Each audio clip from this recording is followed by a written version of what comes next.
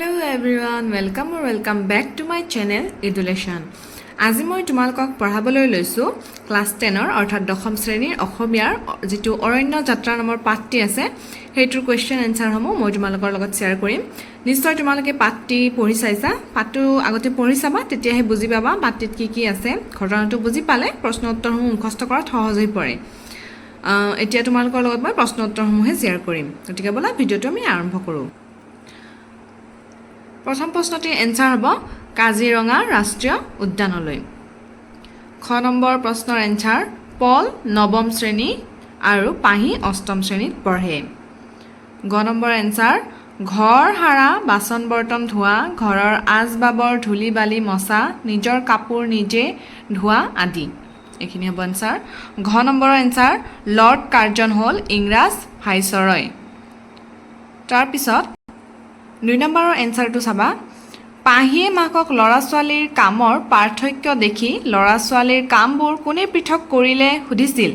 তাই নিজে ককায়েকৰ দৰে পঢ়া শুনা কৰে যদিও নিজে নিজৰ কামবোৰ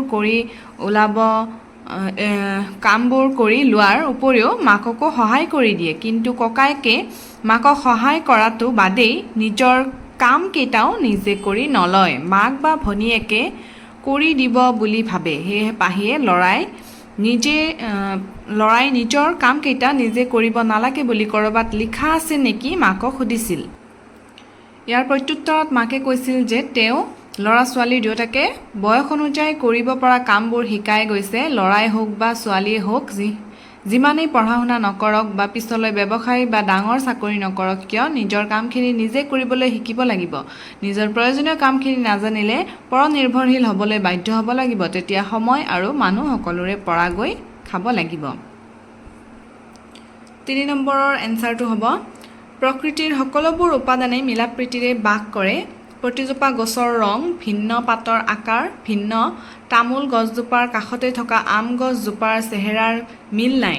দুজোপা ভিন্ন গছ ওচৰা ওচৰিকৈ মিলাপ্ৰীতিৰে থাকে। আকৌ কলগছজোপাৰ কাষতে থকা নেমু গছজোপা নেমুৰ কাইটে কল গছজোপাক কেতিয়াও বিন্ধিবলৈ নাযায়। প্ৰকৃতিৰ এই সুন্দৰ নিয়মবোৰ প্ৰতিটো উপাদানে মানি চলে। প্ৰকৃতিৰ এই নিয়মবোৰে পাহিক আকৃষ্ট কৰে। এতিয়া আহিব 4 নম্বৰ কাজিৰঙালৈ যাবলৈ ওলাওতে পাহি আৰু পলক মাক আৰু দেউতাকে উপদেশ দি কৈছিল যে তেওঁলোকে যেন শিক্ষকৰ লগ নেৰে, শিক্ষকে যি কথা কয় সেইমতে যাতে চলে।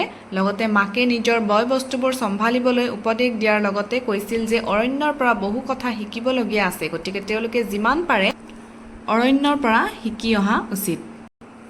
এতিয়া 6 নম্বৰ এনসাৰটো চাবা, তোমালোকে প্ৰশ্নবোৰ চাই ল'বা, মই প্ৰশ্নবোৰ লিখা নাই। বিদ্যালয়ৰ অষ্টম আৰু নৱম শ্ৰেণীৰ শিক্ষাৰ্থীসকল কাজিৰঙা ৰাষ্ট্ৰীয় উদ্যানলৈ গৈ পোৱাৰ পিছত সকলো শিক্ষাৰ্থীয়ে খাই বৈ শিক্ষকৰ নিৰ্দেশ মতে জিৰণি ল'বলৈ নিৰ্দিষ্ট কোঠালৈ গ'ল। পিছে পল, সৌৰভ আৰু আফতাবে আনসকলে গম নোপোৱাকৈ পিছফালে মেটেকাৰে ভৰি থকা এখন বিল পালেগৈ আৰু বিলৰ কাষত খুঁটিত পুতি থোৱা নাও এখন দেখি তাত উঠিলগৈ।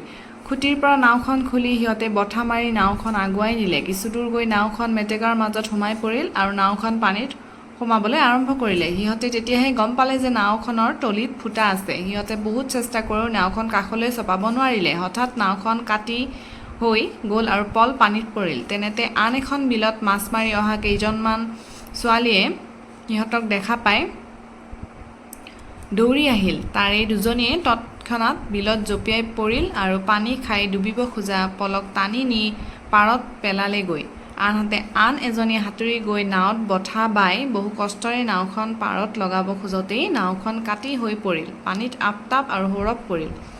এই সমগ্ৰ ঘটনাটো পাৰৰ পৰা বেছি দূৰত নাছিলে বাবে আটাইকেইটাকে ছোৱালীকেইজনীয়ে উদ্ধাৰ কৰিলে। 8 নম্বৰ আনসাৰ চাবা, মহিচন্দ্ৰ মিৰি হ'ল কাজিৰঙাৰ প্ৰথম ভাৰতীয় তথা অসমীয়া অৰণ্য বিষয়া। তেওঁ কাজিৰঙাৰ গড় আমেৰিকা যুক্তৰাষ্ট্ৰৰ চিৰিয়াখানালৈ পঠিয়াই কাজিৰঙা অৰণ্য যে গড়ৰ বসতিস্থল সেই কথা সমগ্ৰ জগতত প্ৰথম জনালে। বিশ্বমান চিত্ৰত কাজিৰঙাক চিনাকি কৰি দিয়া প্ৰথম ব্যক্তিজনেই হ'ল মহিচন্দ্ৰ মিৰি। 9 নম্বৰ এনসাৰ নিগনা চিকাৰীৰ প্ৰকৃত নাম হ'ল বাপিৰাম হাজৰিকা। তেওঁ লেডি কাৰ্জনক প্ৰথমে কাজিৰঙাৰ গড় দেখুৱাইছিল। 10 নম্বৰৰ এনসাৰটো হ'ব নিজেই কৰিব পৰা কামসমূহ নিজেই কৰিব লাগে। নিজেই কৰিব পৰা কামসমূহ নিজেই কৰিব লাগে, আনে কৰিব বুলি বাট চাব নালাগে। গছ বন জীৱ জন্তু মানুহৰ বন্ধু, মানুহে গছ নহ'লে জীয়াই থাকিব নোৱাৰে। ল'ৰা ছোৱালী সকলো সমান, আত্মৰক্ষা কৰিব নাজানিলে মৰাশ দেখুওৱা মূৰ্খৰ কাম। দলীয়ভাৱে কৰাবলৈ গ'লে অনুশাসন শৃংখলা মানি চলাটো জৰুৰী কথা। 11 নম্বৰত বাক্য ৰচনা আছে কেইটামান। ককাই ভনীয়েকে সদায় মিলা প্ৰীতিৰে থাকিব লাগে। তুলুং ভুতুং, নাওখনে তুলুং ভুতুং কৰিছে। চিঞৰ বাখৰ, ভূমিকম্প আহিলে চিঞৰ বাখৰ কৰিব নালাগে। মানুহ দুনু, কাজিৰঙা অভয়াৰণ্য চাবলৈ দেশ বিদেশৰ পৰা মানুহ দুনু আহে। তিতিবুঢ়ী, মাম্পীয়ে তিতিবুঢ়ী স্কুললৈ গৈছে। তাৰপিছত কেইটামান মূৰ্ধন্য ন হোৱাৰ কাৰণ দৰ্শাব দিছে। প্ৰথমটো ন অৰণ্য আছে, এইকেইটাতো সকলোৱে জানাই চাগে, তথাপি মই লিখি দিছোঁ ৰি ৰ হৰ পাছত থকা একেটা পদতে থকা দন্তন্য মূৰ্ধন্য ন হয়। অৰ্পণ, ইটোও হ'ব ৰি ৰ হৰ পাছত থকা একেটা পদতে থকা দন্তন্য মূৰ্ধন্য ন হয়। কণ্ঠ ত বৰ্গৰ বৰ্ণৰ লগত যুক্ত হ'লে দন্তন্য মূৰ্ধন্য ন হয়। বাকী উৰণি, পুৰণি, আৰম্ভপূৰ্ণ তিনিওটা একেই, ৰি ৰ হৰ পাছত থকা একেটা পদতে থকা দন্তন্য মূৰ্ধন্য ন হয়। একেখিনি কথা মই সেইকাৰণে ডট দিছোঁ, তোমালোকে বুজি ল'বা। গতিকে 5 নম্বৰৰ এনচাৰটো মই ইয়াত দি দিছোঁ। এই কথাষাৰৰ বক্তা পলহঁতৰ গণিতৰ শিক্ষক ৰঞ্জিত হাজৰিকা। পলহঁতৰ পঢ়া বিদ্যালয়খনৰ 8ম আৰু 9ম শ্ৰেণীৰ শিক্ষাৰ্থীসকলক কাজিৰঙা অভয়াৰণ্যলৈ নিয়া হৈছিল। দুখন বাছত বেছ, হুলস্থুল আৰু নাচ গান কৰি শিক্ষাৰ্থী আগবাঢ়িল কাজিৰঙা অভিমুখে। বাছৰ ভিতৰতে শিক্ষকসকলে ছাত্ৰ ছাত্ৰীৰ মাজৰ পৰা নেতা নেত্ৰী পাতি দিলে। পাহি আৰু বিদিশাক দায়িত্ব দিয়া হ'ল বাছত থকা ছাত্ৰ ছাত্ৰীৰ সংখ্যা গণনা কৰিবলৈ আৰু অসুবিধাসমূহ চকু দিবলৈ। 9ম শ্ৰেণীৰ সৌৰভ আৰু আফতাবক দায়িত্ব দিয়া হ'ল খাদ্যবস্তুৰ পেকেট আৰু পানীৰ বটল সকলোৰে মাজত সমভাৱে বিতৰণ কৰিবলৈ। সৌৰভে কামটো টান পাই ক'লে যে পাহি আৰু বিদিশাই খাদ্যবিলাক সৌৰভ আৰু আফতাবে সিহঁতক দিয়া কামটো কৰিব। সৌৰভে যুক্তি দি ক'লে, আমি যিহেতু ল'ৰা, লগৰীয়াবোৰে উৎপাত কৰিলে শাসনো কৰিব পাৰিম আৰু অসুবিধাসমূহ চাব পাৰিম। সৌৰভৰ কথা শুনি গণিতৰ শিক্ষক ৰঞ্জিত হাজৰিকাৰ খং উঠিল আৰু তেখেতে উক্ত কথাষাৰে সৌৰভ আৰু আফতাবক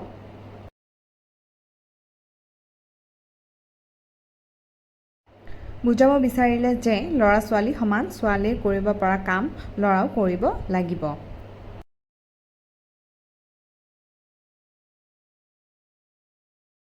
এইটো 7 নম্বৰৰ এনচাৰটো, যিটো দিবলগীয়া ৰৈ গৈছিল।